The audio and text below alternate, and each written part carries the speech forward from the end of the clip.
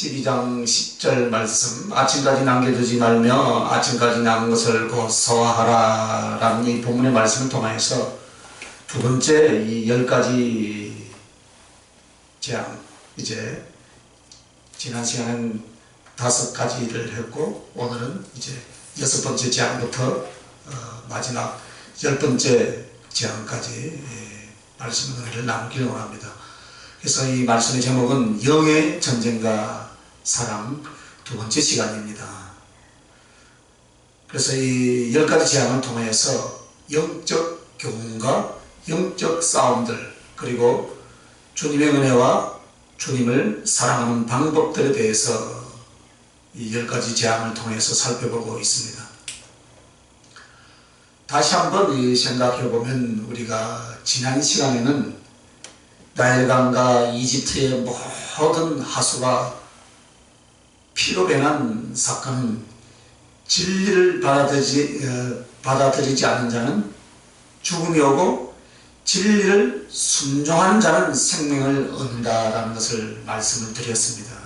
그리고 두 번째 재앙에서 개구리 재앙에서는 진리를 따르지 않을 때 거짓의 영에 사로잡힌다라는 말씀이었습니다. 그리고 세 번째는 이 사건, 이는 이뿐만 아니라 피를 빨아먹는 모든 해충들을 상징하고 그것들에 대한 중침으로서의 표현인데, 이 티끌을 날림으로써 이 세 번째 재앙인 이 재앙이 오게 된다 이 말씀입니다. 그래서 이 티끌은 육신의 소욕, 세상과 육신의 소욕은 영혼의 생명을 잃게 만든다 했는데, 피가 우리 몸에서 빨리는 것이 곧 우리의 영혼의 생명을 잃는 것을 상징한다 했습니다. 그래서 신자가 진리와 성령과 믿음과 생명 등이 서서히 소멸되어 가는 것을 말씀을 드렸습니다. 그리고 팔입니다. 팔이와 함께 모든 날아다니는 곤충들을 말한다 했습니다. 이것은 정욕과 탐심에 대한 표현이요, 그러므로 말미암아 제약이 나왔고 그 제약으로 말미암아 지옥으로 영혼을 이끌어간다는 그런 표현으로서 이 재앙을 말씀을 드렸습니다. 그리고 이제 5번째는 가축들에게 심한 악질이 생기는데, 예수 그리스도 주님을 섬기지 않는 삶에는 자신과 건강에 손실이 온다라는 것을 말했습니다. 그래서 그 가축들에게는 주님을 섬겨야 할 달란트와 우리의 재물 혹은 우리의 삶을 말하는데, 거기에 심한 악질이 왔다라는 것은 목자를 저버리는 가축과 같이 바로 우리들이 그렇다 이 말씀입니다. 주를 섬기지 않는 사람에게는 이와 같은 어려움과 재산적인 피해가 온다. 이것을 지난 시간에 설명을 드렸습니다. 그러면 오늘 6번째 이제 독점 재앙부터 마지막 장자를 쳐 죽이는 재앙까지 영의 전쟁과 사랑 두 번째 말씀을 살펴봅니다. 출애굽기 9장 8절에서 12절 말씀에 독점 재앙이 나옵니다. 독점은 몸에 심한 압창이 나는 거죠. 압창이 나서 피부가 썩거나 터지는 그런 종류의 병입니다. 예를 들어서 속내장 기관의 병이 아니라 피부를 중심으로 해서 썩고 또 피고름이 맺힌 그 고통을 받는 병을 말합니다. 그런데 이 병이 어디서 왔는가? 우상숭배로 말미암아 이 재앙이 왔다. 그래서 이 우상숭배는 육체와 영혼의 질병을 가져옵니다. 그래서 이 독점 재앙이 일어날 때 풀무의 재를 가져다가 던졌습니다. 이 풀무의 재라는 것은 용광로 같은 것, 또 이 풀무 있죠? 그런 데서 이 칼이나 낫을 만들고 이 연장을 만드는 그런 데서 나온 재예요, 재. 그래서 이 풀무의 재는 무엇을 의미하냐면은 하나님의 무서운 심판을 받고 정죄를 받는 것으로 곧 우상숭배를 말한다. 그래서 이 풀무의 제라는 것은 오늘 우리가 하나님의 가장 무서운 심판을 받는 그런 죄로서 우상숭배에 대한 표현이고, 이 독종이라는 것은 죄와 함께 영혼의 질병을 가져오는 것을 말하고 있습니다. 그래서 사무엘상 6장에 보면은 블레셋이 하나님의 법궤를 빼앗아다가 어떻게 합니까? 자기들의 다곤 신전에 갖다 놨는데 보니까 어떻게 됐어요? 다 자기들의 우상이 다 부서져 버린 거예요. 그러면서 온 나라와 방백들, 이 사람들에게 독점이 발생합니다. 그래서 우리는 거기에서도 우상숭배와 하나님의 징계에 대한 독점은 한마디로 무엇입니까? 영적으로 육적으로 질병을 가져오는 것을 우리가 실제적으로 말씀을 통해서 볼 수가 있습니다. 그러나 오늘 우리가 이 우상숭배가 무엇이겠습니까? 실제로 믿지 않는 사람들은 우상숭배와 이방종교를 실상 섬기고 있습니다. 그죠? 하지만 오늘 우리들에게 이것을 적용하면 무슨 말씀입니까? 우리에게 있어서 우상숭배란 말은 무엇입니까, 여러분? 하나님보다 더 사랑하고 집착한 것이 바로 우상숭배다.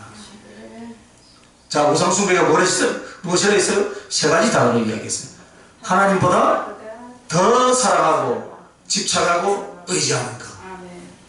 세 가지. 이것이 여러분 사람이면은 사람이 우상이요, 이것이 자신이면 자신이 우상이요, 이것이 물질이면 물질이 우상이요, 이것이 명예나 권력이면 이것이 무엇이 된다고요, 여러분? 우상이라는 거예요. 그러니까 그리스도 안에 있으면서도 우리는 우상을 섬기고 있어요? 안 섬기고 있어요?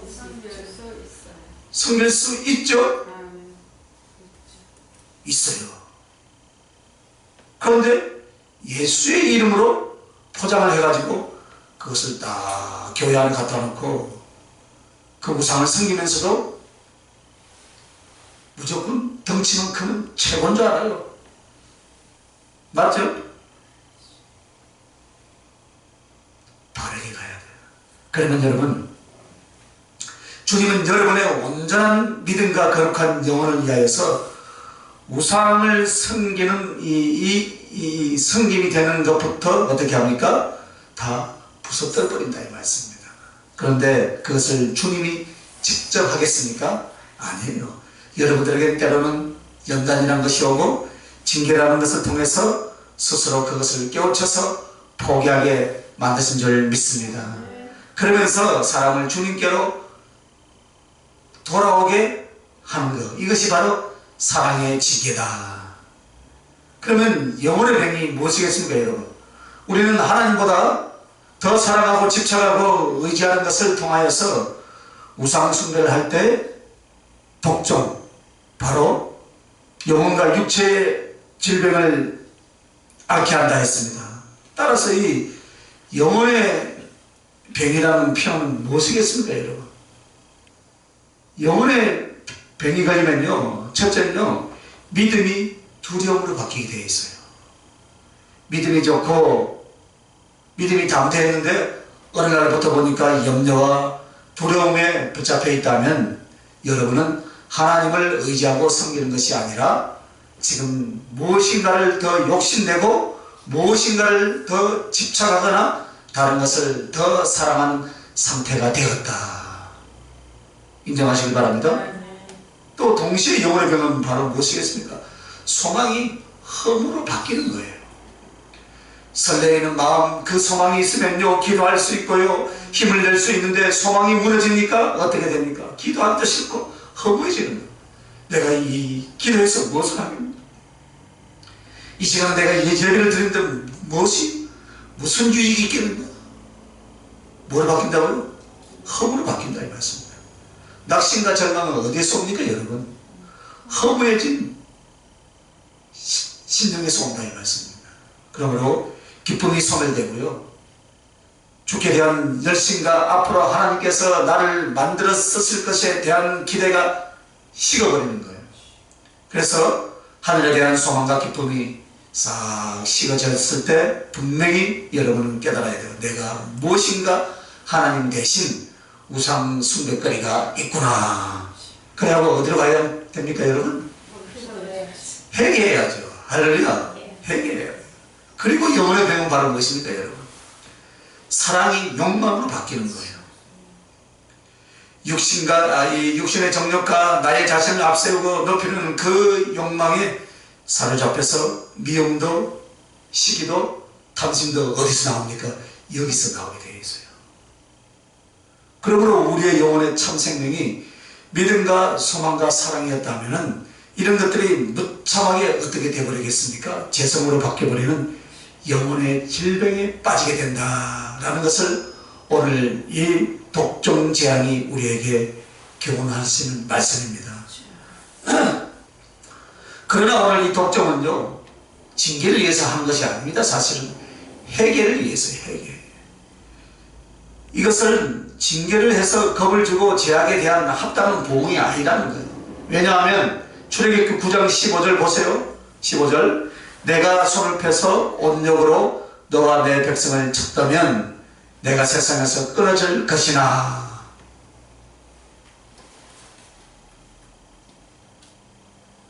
구장 15절.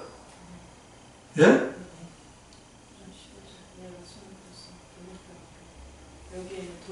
이제 돌림병으로 되어 있죠. 원적이에요. 그래서 돌림병으로 너를 네 백성 쳤다면 네가 세상에서 끊어질 것이나. 안 끊어졌다는 거예요. 그죠? 이 말씀은 완전히 쳐서 멸망시키기 전에 하나님은 이 독종으로서 해결을 시키려고 하고 있다는 것을 지금 말씀하고 있는 거예요. 그래서 여러분, 우리가 겪는 어떤 어려움이나 질병이나 고통이 엄청 큰 것 같지만 하나님은 큰 것을 주시지 않았습니다. 여러분 독종하니까요 사실요 아이고 엄청 무서운 것 같죠. 그죠? 큰 것 같죠. 그죠? 그러나 사실 여기서 말하는 돌림병, 온역이 더 무서운 거예요. 여러분 돌림병 걸리면 어떻게 됩니까? 금방 죽어버리잖아요. 돌림병이 도니까 요즘 막 가축들, 동물들 그죠? 수백 마리씩 한꺼번에 땅속에 다 매장시켜버리잖아요. 그만큼 무섭다. 그래서 이 온역으로 치지 않고 독종은 기껏해야 무엇입니까? 피부가 썩고 고름이 생기는 정도로서 생명의 이역까지는 주지 않는다 이 말씀입니다. 그러므로 하나님이 혹 세상 사람을 치고 징계할 수 있습니다. 그러나 오늘 우리들 생활 속에서 나를 왜 고난을 받게 하는가? 육체의 질거나 삶의 어려움이나 영혼 속의 고통은 왜 고통이 있는가 여러분? 회개시키기 위함이다 이 말입니다. 회개시키기 위함. 한 방에 죽을 수도 있어죠. 그죠? 온역으로, 전염병으로 불신자들, 하나님을 거역하는 자를 치지 않고 무엇을 쳤어요? 독종으로 쳤다. 독종하니까 말이 어감이 그래서 그렇지. 사실 우리에게 지금 하나님이 진노 중에라도 우리에게 긍휼을 베푸시는 하나님의 사랑이라 이 말씀입니다. 여러분 사실 그렇잖아요. 하나님의 말씀의 법대로라면 어떻게 합니까? 심판의 법대로 한다면 우리가 처죽거나 지옥에 던져질 상황인데 예수 그리스도의 그 보혈과 십자가의 사랑으로 십자가의 공로로 인해서 우리에게 주시는 온역 대신 죽음 대신 무엇이라고요? 독종 정도로 가볍게 피부병 정도로 고난을 받게 했다 이 말씀입니다. 그것은 왜 그러냐? 회개하고 돌아오라. 할렐루야. 그러므로 여러분 어떤 여러분이 겪는 고난이나 어려움 때문에 엉망이나 낙심으로 들어가지 말고 어떻게 하는 것입니까? 할렐루야. 그래 일어나라고 하시는구나. 정신 차려서 힘을 내라고 하시는구나. 식어버린 사랑 다시 회복해서 주의 일을 열심히 하라고 하는 것이구나. 내가 그 첫사랑을 잃어버리고 방황하고 헤매고 다녔더니 주께서 내 가슴에 사랑의 열정을 다시 심어주시고 일어나게 하는구나 라고 회개의 자리에서 회개하라 이 말인 줄 믿으시길 바랍니다. 그러므로 내 영혼의 고통과 내 육체의 질병에 있을 때는 우리는 더 주님을 향한 온전함과 사랑에 이르는 회개의 요구가 있다는 것을 여러분 사랑으로서 받아들이시길 바랍니다. 그러므로 온역에 던져지지 않도록, 멸망에 던져지지 않도록 주님은 우리의 몸과 영혼을 조금 손대서 어떻게 합니까? 회개케 하는데, 그 회개가 사단에 대한 승리요, 주님에 대한 사랑의 회복인 줄 믿습니다. 그러므로 여러분, 이 독점 이야기를 할 때마다 내 영혼과 육체의 삶 속에서 일어나는 작고 큰 고난이나 어려움들을 여러분이 생각해 보면서 어떻게 해야 되겠습니까? 회개로서 승리와 사랑의 결실을 이뤄낼 수 있기를 주님의 이름으로 축복합니다. 자, 그러면 이제 7번째는 우박이에요. 출애굽기 9장 13절에서 15절입니다. 우박이란 무게가 나가죠, 그죠? 그죠? 일반 비는, 하늘에서 떨어진 비는 그냥 눈은 보송보송한데 우박은 어떻게 해요? 머리에 맞으면 죽어요. 그죠? 그러므로 이 우박이 어떻게 오냐면 내성과 불과 함께 온다라고 성경은 기록하고 있어요. 그래서 모세가 하늘을 향하여 지팡이를 들매 여호와께서 내성과 우박을 보내시고 불을 내려 땅에 달리게 하시리니 여호와께서 우박을 애굽 땅에 내리시매. 9장 23절 말씀이에요. 여기서 자세히 보면 계시록에서 나오는 말씀하고 연결이 되어 있어요. 이 10가지 재앙은 마지막 대환란 때 일어날 이 재앙들을 미리 예고하고 있는 것이며 동시에 인류 전체의 역사 가운데 하나님의 징계였습니다. 동시에 성도들로 하여금 영적 싸움을 싸우면서 회개케 하며 그리고 주님을 사랑하게 하는 내용들이 담겨 있습니다. 그래서 이 우박은 마지막 때도 나오고, 그리고 성경에 간간히 보면은 우박으로 적을 치고 하나님을 대적하는 자들을 치는 내용들이 나옵니다. 그것이 출애굽기 9장 17절에서 35절에 나오는 내용입니다. 그래서 이 우박은 여기서 무엇을 의미하는가? 여러분 우박의 성분이 무엇입니까? 그렇죠? 우박은 물이 성분인데 우박이라는 것은 얼음 덩어리예요. 그죠? 얼음 덩어리. 얼었다는 거예요. 그저께 뭐 윤건산 안석에서 하니까 차갑다 그러죠? 그건 지혜를 주기 위한 냉철한 가슴, 지혜를 주기 위한 하나님의 역사예요. 그런데 오늘 얼었다라는 것은, 그러면 이 물은 말씀이나 율법에 대한 상징인데요, 얼어서 우박이 되었다라는 것은 바로 무엇이겠습니까, 여러분? 한번 따라합시다. 말씀의 몽둥이다. 이해가 가죠, 그죠? 말씀의 몽둥이에요. 즉 사람을 하나님이 말씀으로 징계하고 심판하는 상징으로 지금 우박이 쏟아지고 있다 이 말씀입니다. 그래서 말씀의 몽둥이, 말씀의 책책이라, 그 말씀을 존중하지 않고 지키지 않는 사람들을 향한 징계에 대한 표현으로 우박을 사용하신 줄 믿습니다. 그래서 출애굽기 9장 21절입니다. 함께 읽습니다. 시작. 여호와의 말씀을 마음에 두지 아니하는 자는 그 종들과 생축을 들에 그대로 두었더라. 맞죠? 지금 말씀의 징계죠, 그죠? 그래서 이 말씀은 우박에 맞아 죽었다는 거예요. 우박의 몽둥이에 어떻게 됐습니까? 맞아 죽었다 이 말이에요. 그래서 여호와의 말씀을 마음에 두지 않는 사람이라고 합니다. 즉 하나님을, 그 말씀을 없음 여긴 자는 하나님의 진노를 사게 되고 율법의 저주와 말씀의 심판을 받고 지옥에 던져진다라는 그런 뜻입니다. 자, 21절 말씀처럼요, 하나님의 말씀을 듣지 않고 강팍한 신령으로 완고한 자가 바로 하나님의 말씀을 업신여긴 자다. 하나님의 말씀을 업신여기지 마시길 바랍니다.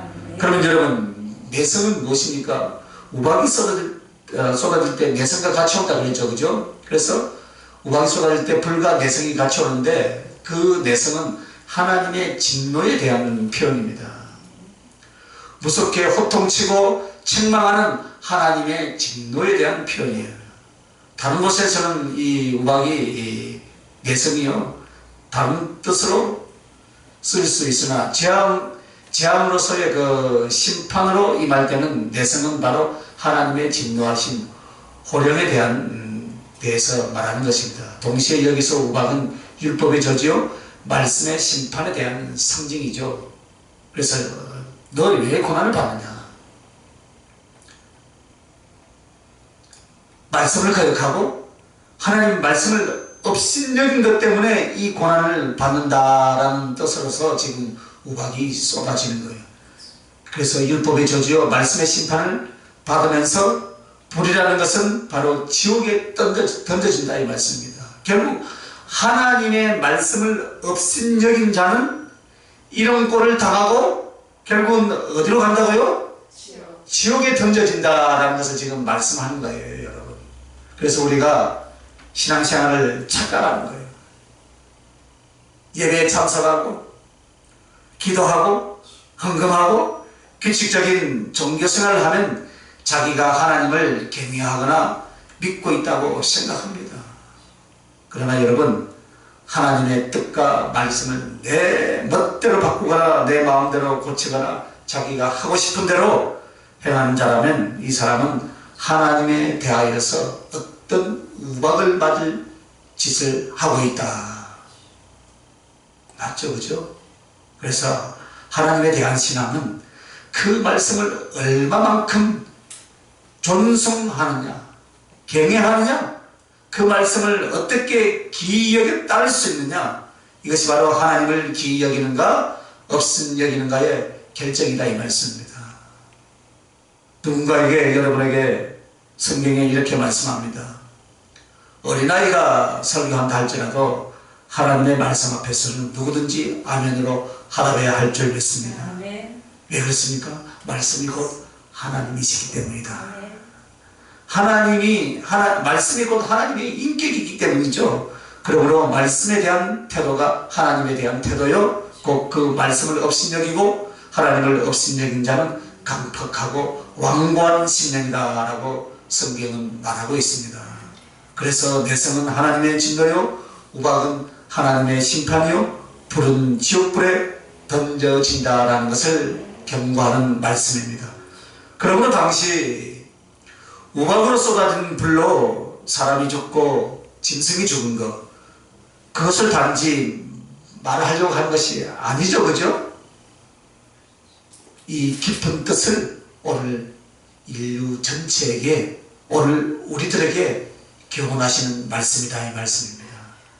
그리고 말씀을 마음에 두지 않는 그런 사람은 말씀의 몽둥이로 징계를 받게 하신다는 그런 뜻입니다. 출애굽기 9장 20절에서 21절 한번 읽어봅시다.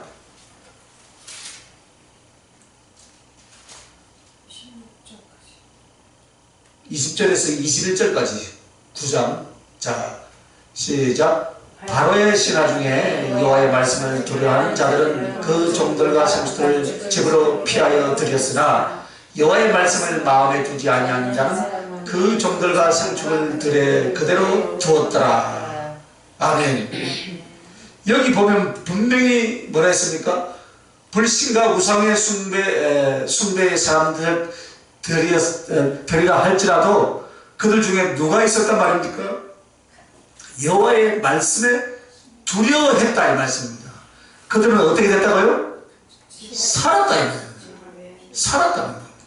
피해자는 살았다는 거죠. 그죠? 그러나 하나님의 말씀을 마음에 두지 않는 자는 어떻게 했습니까? 그 종들과 가축들을 들에 그대로 두고 불과 쏟아지는 큰 우박으로 피해를 입고 어떻게 됐어요? 죽었다. 오늘 이것을 통해서 오늘 우리들에게 말씀을 마음에 두지 않는 자는 결국 하나님의 말씀의 몽둥이, 말씀의 채찍으로 징계, 즉 고난을 받게 된다라는 것을 한 번 더 경고하고 있는 말씀입니다. 그러면 여기서 우리는 영적 싸움에 대한 승리와 죽게 대한 사랑을 무엇으로 찾아볼 수 있겠습니까? 하나님과 그 말씀을 존중하는 거예요. 할렐루야. 여러분, 이 내성과 우박과 불이, 그런데요, 믿는 우리들에게는 따로 적용이 돼요. 말씀을 거역하는 자들에게는 징계가 되고 채찍이 되지만은 이 내성과 우박은 잘 믿고 있는 우리 성도들에게는 어떻게 적용이 되겠습니까? 성령 부어줌에 대한 상징이에요. 할렐루야.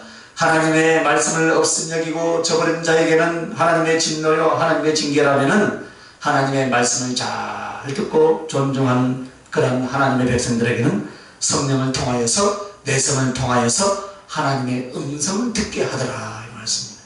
엘리야에게 듣게 했죠, 그죠? 내성, 즉 하늘의 소리, 하나님의 음성을 들음으로 어떻게 되겠습니까? 주님을 깊이 알고 그분의 마음과 그 영적인 깊이로 교통을 이루게 되더라. 그러면 우박이 무엇입니까, 여러분? 냉철한 지혜를 말한다 이 말씀입니다. 차갑다라는 것은 사랑이 없는 마음을 말하는 것이 아니에요, 여러분. 지혜로서 냉철함을 말하는 거예요. 엊그저께 가니까 안수했으니까 차갑다 하니까 자기에게 뭐가 있는 줄은 사실 그 냉철한 지혜를 주신 거야. 할렐루야. 그 뒤부터 말씀을 더 잘 깨닫더라고 보니까. 안 보이지 뭐 오늘. 성도가요, 하나님을 사랑하는 뜨거운 가슴이 필요합니다. 그죠? 그러나 옳고 그름을 분별하여 자기를 제어하는 냉철한 차가운 우박이 말씀으로 말미암아 어떻게 되겠습니까? 차가운 우박, 그야말로 지혜가 필요하다 이 말씀이에요. 뜨거움도 필요하지만 지혜가 필요하다. 이것을 성령께서 주시는 것이다 이 말씀입니다. 자, 그러면 이제 불은 사랑과 능력이 되었습니다. 그러므로 여러분, 하나님의 말씀을 어떻게 대하느냐, 이것에 따라서 징계가 오고 성령이 부어지는 줄 믿습니다. 여러분, 그래서 귀가 열려서 주의 음성을 들을 수 있기를 예수님의 이름으로 축원합니다. 그래서 주님께서 주신 지혜가 냉철한 분별과 제어할 수 있는 힘이 되시길 예수님의 이름으로 축원합니다. 그래서 여러분, 주의 사랑과 능력이 불같이 임하시기를 예수님의 이름으로 축복합니다. 하나님의 말씀을 존중하고 하나님의 말씀에 순종하는 것에 달려있는 줄 믿습니다. 그래서 기도도 순종을 위하여서 하고 주님 사랑을 위하여서 행하고 주님 사랑을 위하여서 주님을 순종을 위하여서 하시길 예수님의 이름으로 축원합니다. 그래서 이렇게 마음 전체를 그 말씀과 하나님을 존중하는 그런 사람에게는 주께서 은혜로 주시는데 무엇을 주시는가? 성령을 주신다 이 말씀입니다. 성령, 가장 귀한 것, 성령을 충만히 받으시길 바랍니다. 그러면 이제 8번째 재앙이 무엇입니까? 메뚜기죠. 메뚜기. 자, 출애굽기 10장 1절에서 20절까지 메뚜기 재앙은요, 불순종과 제약이 이제 계속되면은 이 메뚜기 재앙을 통해서 어떻게 하겠다라고 하는 말씀이냐면요, 없는 자는 있는 것도 빼앗아가리라. 도대체 그럼 이 메뚜기 재앙의 의미가 무엇인가? 메뚜기 재앙이 무슨 재앙 다음에 왔습니까? 그렇죠, 우박. 우박 다음에 왔죠. 그러면 이 우박은요, 어떻게 합니까? 짐승과 사람을 상하게 했죠, 그죠? 그래서 이 멸망 직전에 있는 애굽의 식물들도 상하겠단 말이에요. 밭의 채소나 곡식 혹은 나무가 우박에 의해서 다 어떻게 합니까? 다 부서져 버린단 말이에요. 그런데 메뚜기가 무엇이에요? 상하거나 부서뜨린 것들의 식물들을 어떻게 합니까? 그 나무들까지 메뚜기가 싹 먹어 치워버린다는 거예요. 그래서 이 동풍에 메뚜기가 불어닥치는데 성경이 나왔죠, 그죠? 아프리카 쪽에서 아랍 쪽으로, 또 소아시아에서 심지어는 유럽 쪽까지 날아오는데 정말 그 수를 헤아릴 수 없을 만큼 메뚜기 떼가 그 지역을 지나가고 나면 식물이란 식물은 다 없어져 버린다 이 말씀입니다. 그럼 이 재앙이 무엇일까요, 여러분? 계속 하나님은 어떻게 했습니까? 지금 이 바로 왕에게 가가지고 경고를 했죠, 그죠? 책망과 재앙을 통해서 회개하라고 했지만 몇 번째 회개하라고 했어요? 7번이나 지금 회개해도 안 하는 거예요, 안 하는. 그래서 여덟 번째 이제 메뚜기 재앙으로 싹 쓸어버리는 거예요. 여러분, 오늘 우리는 이 말씀을 들을 때요, 바로와 애국을 무차별 공격했구나 할 수 있죠, 그죠? 그러나 아니에요, 그죠? 한 번에 멸망시킬 수 있고 한 번에 항복을 받을 수도 있었습니다.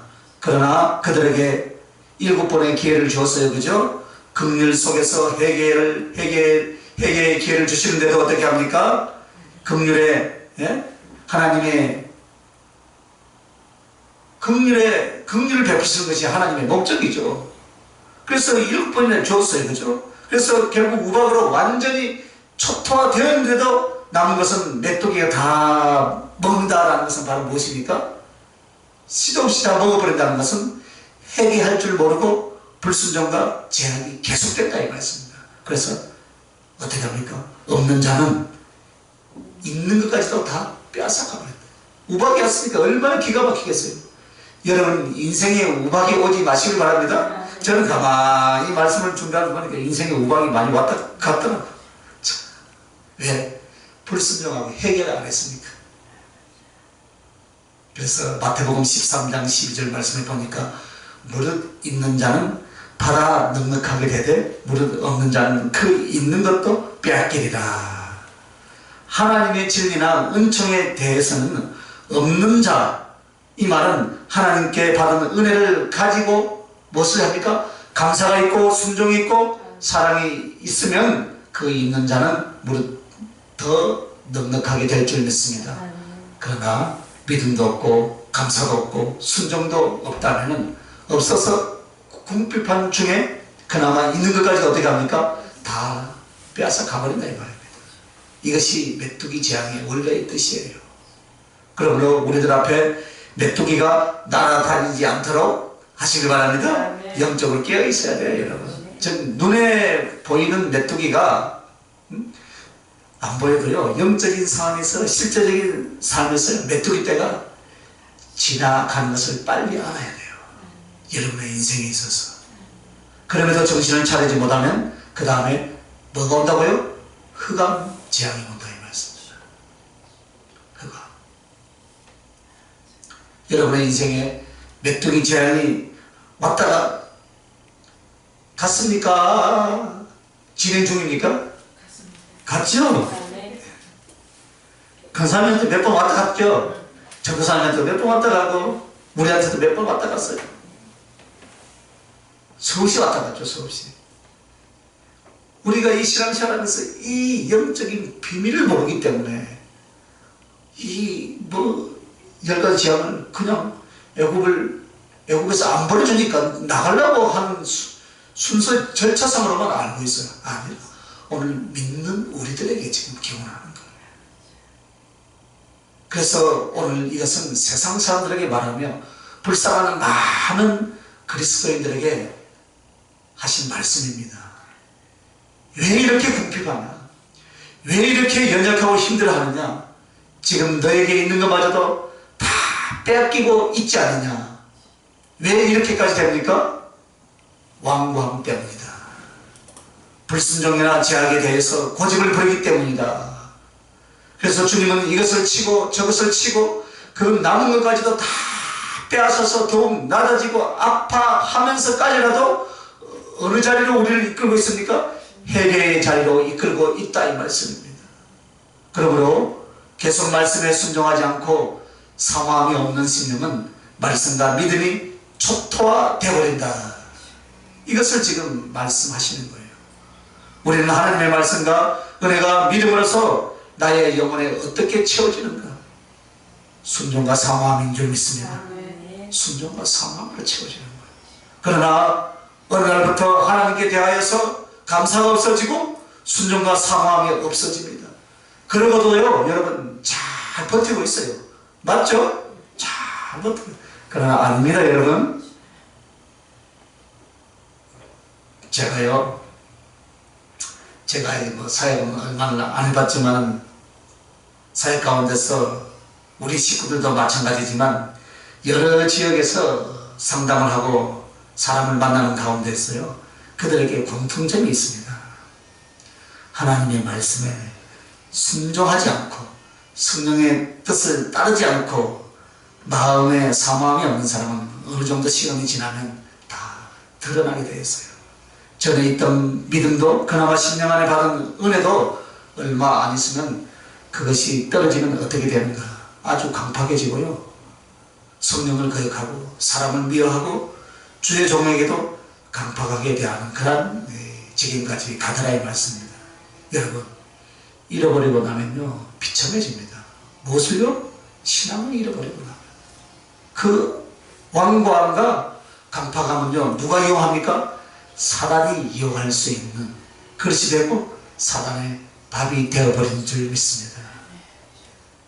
그러므로 여러분 주께 대한 사랑이 있어서 넉넉하게 받을지언정 어떻게 합니까? 없기 때문에 더 빼앗기는 심령은 결코 용납하지 마시길 예수님의 이름으로 축원합니다. 그래서 순종과 사모함으로써 말씀과 주님의 은혜는 점점 부어지지만 나에게 어느 날 순종과 사랑이 식어지고 있다면 꼭 어떻게 해요?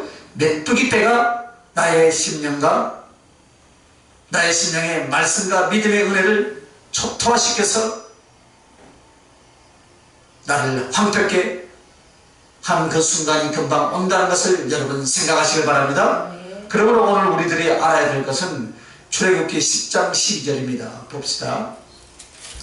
출애굽기 10장 12절 여호와께서 모세에게 이르시되 네 손을 애굽 땅 위에 들어 메뚜기로 애굽 땅에서 올라와서 우박에 상하지 아니한 밭의 모든 채소를 먹게 하라. 어떻게 된다고요? 초토화시켜버린다는 거예요. 우박으로 상해가지고 안 그래도 지금 농사가 다 망쳤는데 조금 남아있는 것까지 누가 와서 다 먹고 가버립니까? 메뚜기가 와서 먹어버린단 말이에요. 그래서 우리는 이 메뚜기 재앙 앞에서 영적 싸움의 승리와 죽게 대한 사랑을 어떻게 해야 할 것인가를 생각하게 됩니다. 그것이 바로 순종과 말씀을 존중하는 것이다. 하나님께 대한 순종이나 그 말씀의 존중함이 영적 싸움의 승리와 죽게 대한 사랑인데 한마디로 나의 순종과 말씀에 순종하면 하나님의 은혜를 더욱 넉넉하게 받아서 풍성하게 되고 성령의 바람이 불어서 재앙과 은수의 세력을 싹 쓸어낼 줄 믿으시길 바랍니다. 그러므로 말씀과 주님 앞에 순종하시길 바랍니다. 그리고 그 말씀을 받들어서 높일 수 있는 존승이 얼마나 중요한지 모릅니다. 그래서 여러분 나의 자존심이 약간 상할지라도 나의 인간적인 이익관계가 좀 이럴지라도 주의 말씀과 그의 뜻을 받들고 높일 수 있는 지혜로운 여러분 되시길 예수님의 이름으로 축원합니다. 그러면요 작은 것을 가졌다 할지라도 넉넉히 부어서 큰 것이 되게 해 주실 줄 믿습니다. 뿐만 아니라 동풍으로 몰아닥친 이 메뚜기 떼를 어떻게 하겠습니까? 서풍으로 불어서 홍해 바다에 다 수장시켜버릴 줄 믿습니다. 이것은 우리가 하나님 앞에 설사 잘못하고 고집을 부렸다 할지라도요 해결해서 순종해 나가고 그리고 하나님을 다시 존중하게 된다면 그동안의 징계 때문에 와있던 메뚜기 떼를 성령의 바람이 불어와서 완전히 사라지게 만들어 주실 줄 믿으시면 아멘. 그러므로 하루아침에 흑암이 빛으로 바뀌고 질병이 강건함으로 바뀔 줄 믿습니다. 궁핍이 부유함으로 만들어질 줄 믿습니다. 그것을 지금 말씀해 주시는 거예요. 그러나 그 재앙의 원인, 공격의 원인, 궁핍의 원인을 계속 끌어안고 기도로 들어가면 어떻겠습니까? 소용이 없어요, 여러분. 회개로 들어가야 될 줄 믿습니다. 순종으로 들어가야 될 줄 믿습니다. 이것을 떠나게 하시옵소서. 이 질병을 고쳐주시옵소서. 이 고난이 물러가게 하옵소서. 여러분 이 무력함이 떠나가게 하옵소서. 이것이 아닙니다, 여러분. 그 원인을 내가 먼저 하나님께 기도 속에서 받고 가야 할 줄 믿습니다. 변화되어져야 될 줄 믿습니다. 그러면 어떻게 됩니까, 여러분? 주님께서 우리가요 두려워하고 회개하는 모습만 취해도 그 메뚜기 떼를요 서풍을 불어서 홍해 바다에 싹 집어넣는 것처럼 여러분에게 있는 재앙과 연단과 시련의 것들을 주의 손으로 깨끗하게 제거해 주실 줄 믿습니다. 그러므로 여러분, 기도가 달라져야 합니다. 무엇을 구하는 것이 아니라 원인을 먼저 깨달아서 하나님의 뜻을 성취하려고 몸부림치시길 바랍니다. 하나님께서 원하시는 것을 나의 영혼에 이루어 보시길 바랍니다. 구하는 것마다, 사모하는 것마다 내가 구하고 사모했던 것보다 훨씬 크고 넉넉하게 부어주실 줄 믿습니다. 여러분, 오늘 이 메뚜기 떼는 애굽에 대한 상징입니다. 그 당시 애굽은 그 주변 국가 나라들을 초토화시켜버려요. 옛날에 프랑스의 징기스칸이죠. 징기스칸이 전 유럽을 다 통일했듯이 다 잡아먹듯이 이 애굽이 그랬단 말입니다. 메뚜기가 불어닥쳐서 모든 밭에 농작물을 다 쓸어 엎어버린 것처럼 애굽은 주변 국가들을 정복하여서 자기 나라를 제국하여 나갔습니다. 그러나 달려드는 군사적인 힘이나 그들의 많은 중다함이 하나님 앞에 무엇과도 같은가? 오늘 메뚜기 떼와 같다 이 말씀입니다. 그래서 어디로 집어넣었습니까? 홍해 바다로 애국 군대를 다 집어넣어버렸어요. 바다가 많은데 왜 하필이면 홍해 바다에 집어넣었을까요? 잠시 후면은 이 일이 벌어진다 이 말씀입니다.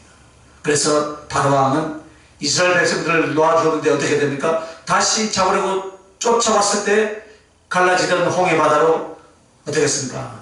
하나님을 시험하고 쫓아오던 이 이스라엘 잡기 위해서 쫓아 들어갔다가 메뚜기 떼가 수장된 것처럼 애국 군대가 다 수장되고 그날 이후로 그 인간들을 본 적이 없다라고 성경이 말하고 있죠. 그죠?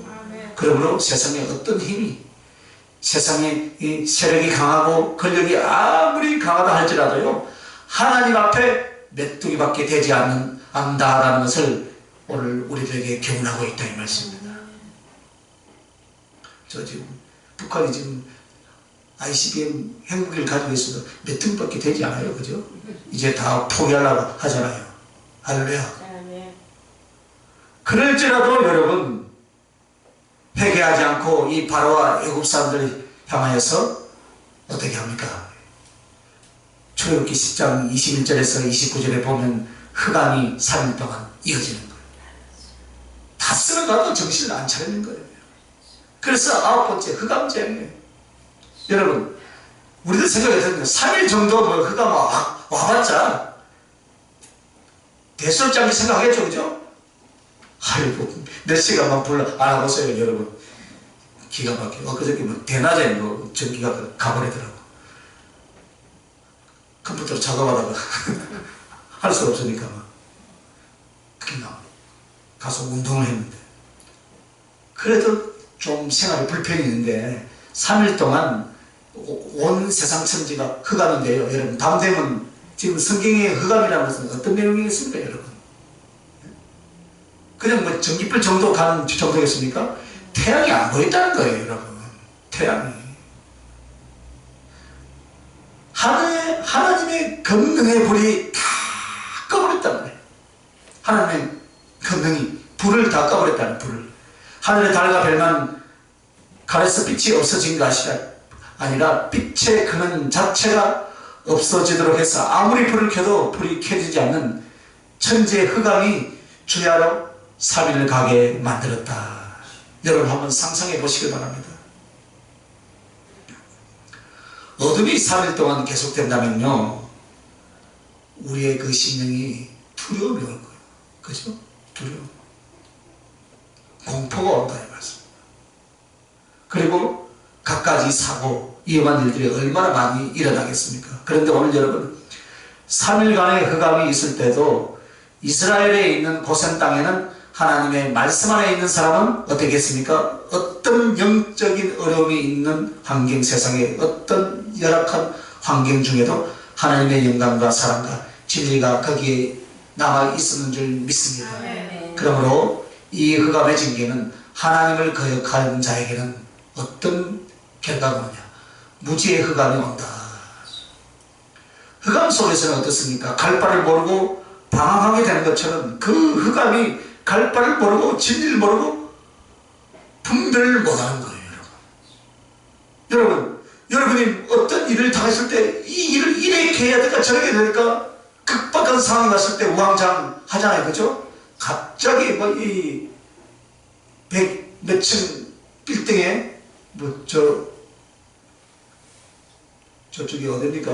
잠실 쪽에 있는 거 롯데 빌딩이 몇 층이에요? 120층이에요. 102층이에요. 여하튼 100층 넘어요, 그죠? 앞으로는 지나가는데 만약에 거기 불이 갑자기 꺼졌다, 엘리베이터도 안 된다, 모든 것이 안 된다, 비상등도 안 된다, 그때 어떻게 되겠어요? 갈 바를 모르겠죠. 갈 바를. 네? 그런 상황이 온다면, 그리고 제약의 흑암이다. 그 영혼은 선한 것이 없습니다. 어둡기 때문에. 그러므로 그 영혼에는 소망도 사랑도 평안도 있을 수가 없고 오직 제약의 흑암이 그 심령을 사로잡습니다. 두려움의 흑암입니다. 사람의 공포와 염려는 흑암입니다. 그리고 사람은 실제로 언제 두려워하냐면요, 어두울 때 두려워합니다. 어두울 때. 그래서 하나님을 거역한 사람은 무지의 흑암과 제약의 흑암과 두려움의 흑암과 마지막으로는 지옥의 흑암에 처할 것이다. 이것을 우리에게 가르쳐 주신 말씀입니다.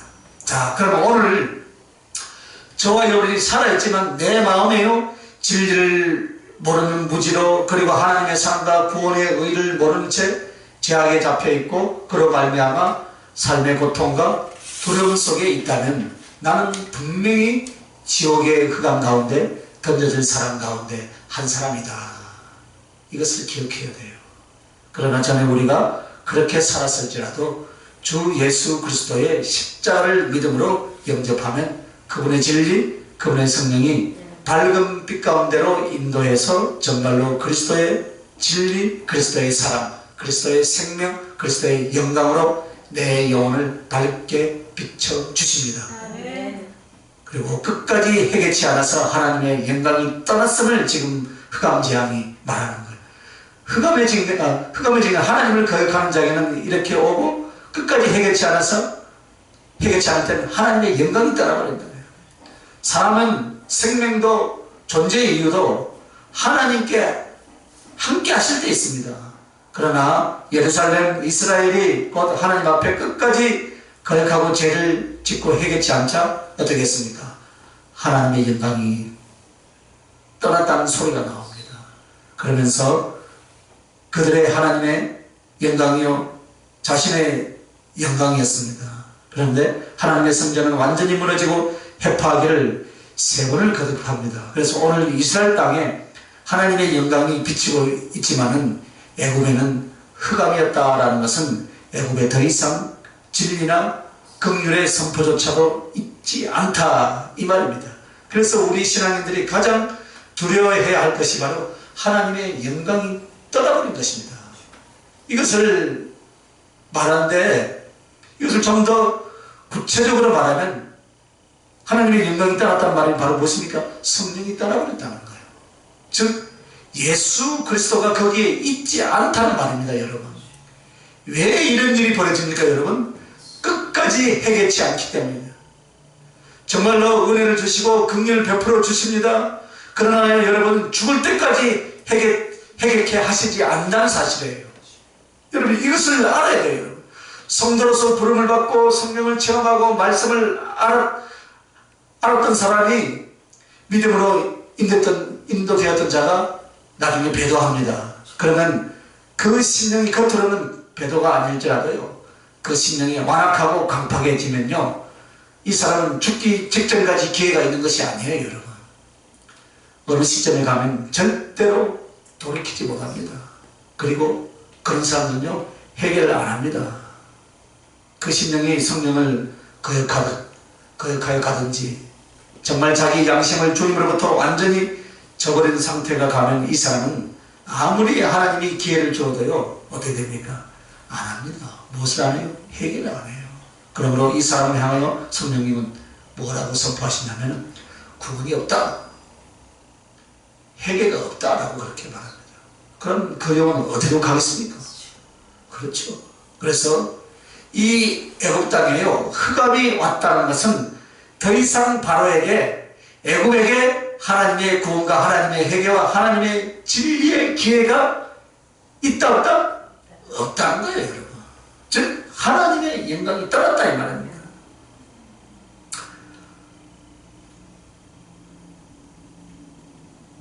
이런 말씀을 좀 드리기가 좀 그렇지만요, 여러분, 모든 교회에 성령이 다 계시고 모든 교회 예배마다 주님이 다 임하셔서 예배를 받으시겠습니까? 아니죠. 그렇죠. 교회가 점점 더 육신적이고 세상적으로 사람이 바뀌어가고 주의 종이 그것을 감당하지 못하면 거기서요 성도들을 빼내어 버립니다. 그 양우리에서 전염병이 돌면 어떻게 합니까? 신실한 양들은 목자가 데리고 갈 수 있는 것처럼 그렇게 만들어버려요. 그러니까 살살 빼서 어디로 갑니까? 다른 길로 보내버려요. 그래서 수많은 사람들은 그래요. 교회의 규모, 예배에 참석하는 숫자 가지고 우리 교회가 힘이 있다, 능력이 있다, 하나님이 인지한다. 물론 인지를 하겠죠.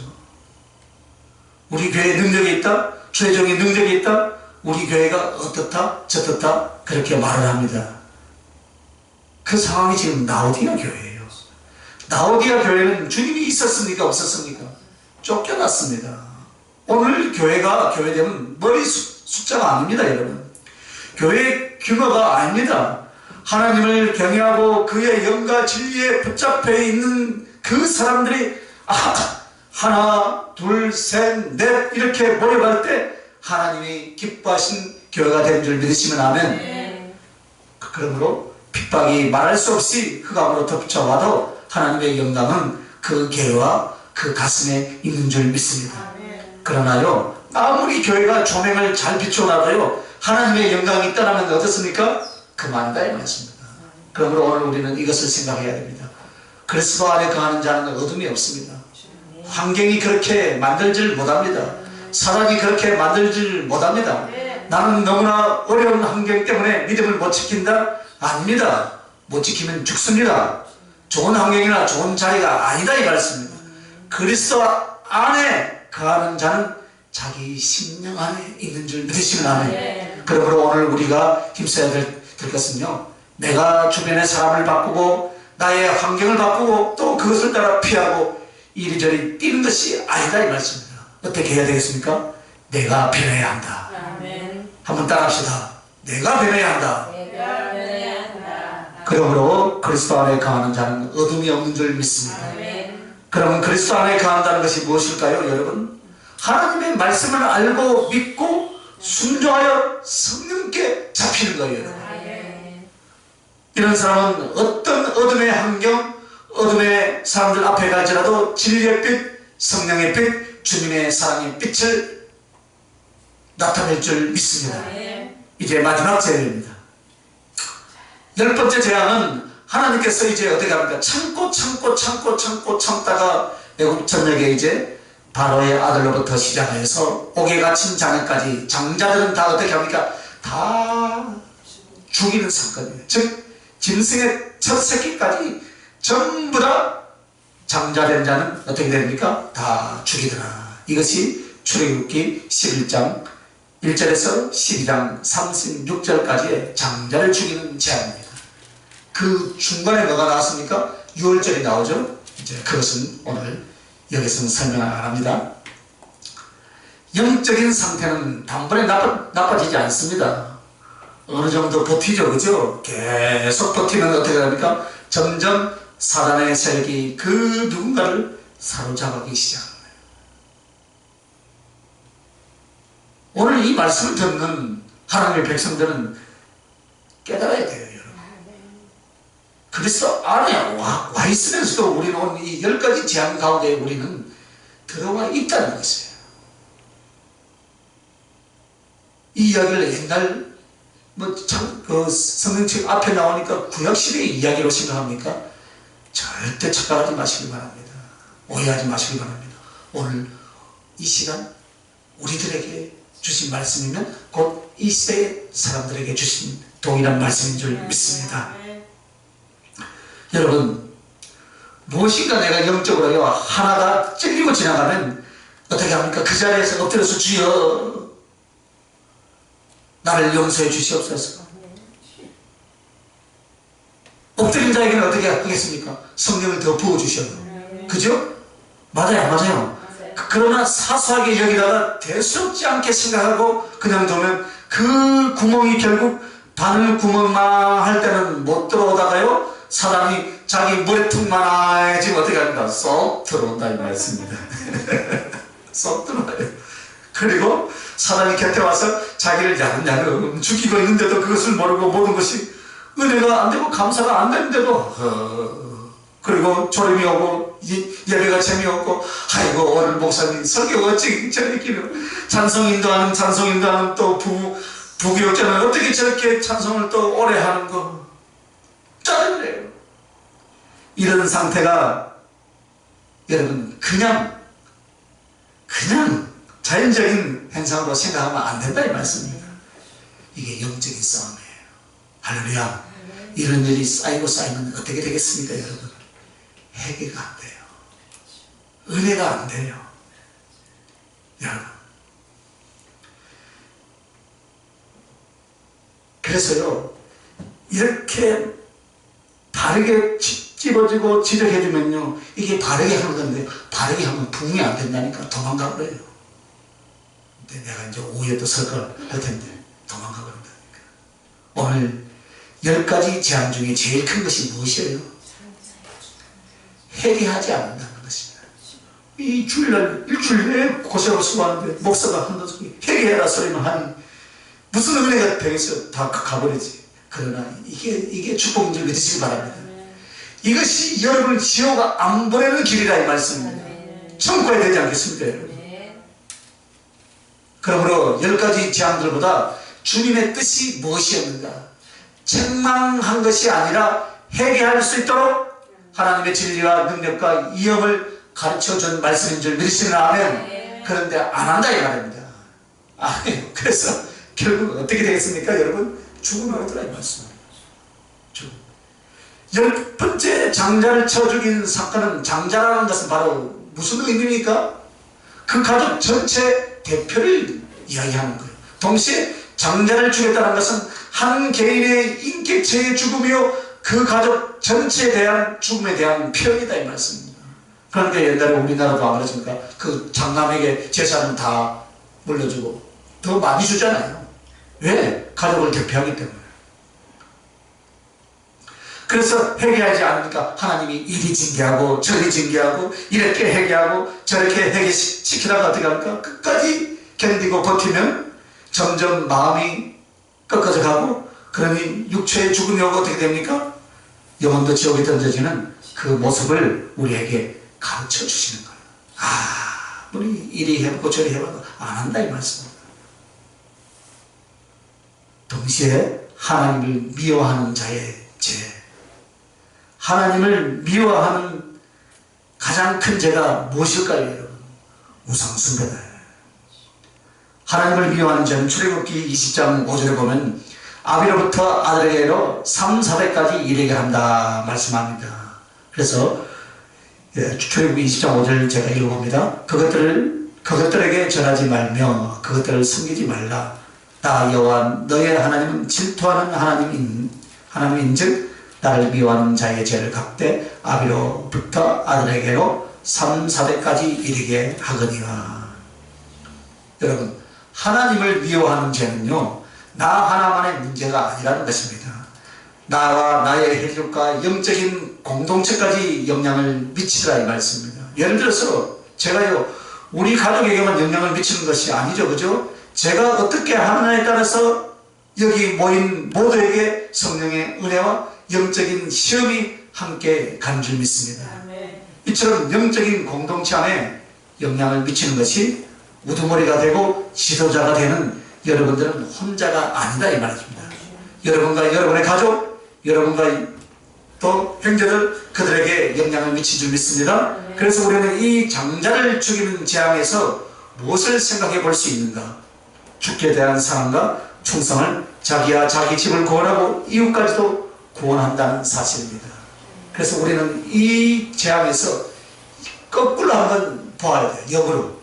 그렇다면 해결치 않는 강팍함은 결국 나의 가족을 죽인다면, 나의 인격과 영혼까지 죽인다면, 그렇다면 거꾸로 사랑과 충성을 어떻게 하는가? 나를 구원하고 내 가족을 구원하고 나아가서 이웃을 구원하는 성령의 역사, 사랑의 역사, 진리의 역사가 일어난다, 그 말입니다. 즉 생명을 건져내는 것이다. 그래서 그리스도인인 우리들은 어떻습니까? 이 장자재앙이 장자를 치는 것 대신 이스라엘 백성들을 위해서 어린 양 예수가 죽어주셨다. 할렐루야. 따라서 그 어린 양이신 주님으로 말미암아 나와 나의 가족은 전부 다 죽임을 당하고 지옥에 가야 하지만 이제 어떻게 됐어요? 살아났습니다. 할렐루야. 그 살아나게 하신 은혜 때문에 더욱 사랑과 충성에 힘쓴다면 징계하는 상관이 있어요? 없어요? 상관없어요. 여러분이 10가지 재앙 상관이 있어요? 상관없어요. 재앙과는 상관이 없다. 오직 사랑의 수고와 충성과 사랑의 교제만 있을 줄 믿습니다. 그래서 여러분에게는 어린 양이신 예수 그리스도로 말미암아 그의 생명과 그의 진리와 그의 사랑을 나눠주고 퍼주는 사람이 되게 하실 줄 믿습니다. 자, 그러면 이제 결론으로 오늘 본문을 왜 여기로 정해주셨는가, 이 말씀을 또 풀어줘야 여러분이 궁금증이 가시죠. 그죠? 출애굽기 12장 10절 오늘 말씀이죠. 아침까지 남겨두지 말고 아침까지 남은 것은 곧 소화하라. 이 말씀이 무슨 말씀인가 여러분 알아야 될 거 아닙니까? 그죠? 여기서 아침까지 남겨두지 말라라는 것은 무엇인가? 어린 양에 대한 거죠. 그죠? 어린 양 고기예요. 그죠? 어린 양 고기가 먹었던 음식이에요. 그것을 어떻게 하라고 합니까? 아침까지 남기지 말라. 그 밤에 그 새벽에 먹든지 다 없애라, 이 말씀입니다. 만약 다 먹을 수 없다면 남은 것은 불로 태워버려라. 저 남동네 이야기 같죠, 그죠? 그러나 이게 영적인 의미가 있어요, 성경에는. 그러면 왜 이 두 번째 영의 전쟁과 사랑의 제목의 본문을 이 말씀으로 주셨는가? 이와 같은 뜻이 있기 때문입니다. 첫째는 예수 그리스도의 은혜, 즉 말씀과 성령은 주님 재림 전까지요, 또 개인적으로는 자신이 죽기 전까지 밖에 없다는 것이에요. 하나님의 은혜가 언제까지 있습니까, 여러분? 그렇죠. 그러므로 그 밤, 그 아침은 무엇인가? 그 밤은 주님의 재림이요, 아침은 우리가 천국 가는 것을 말한다, 이 말씀입니다. 그래서 그 고기, 즉 어린 양의 고기는 아침까지 두지 말고 어떻게 하라고요? 소화해버리라. 먹어서 이장에서 소화하든 불에 태워서 소화하든 하라는 거예요. 할렐루야. 그 말씀 바로 아침은 주님의 재림으로 개인적으로는 천국을 가는 것을 말한다.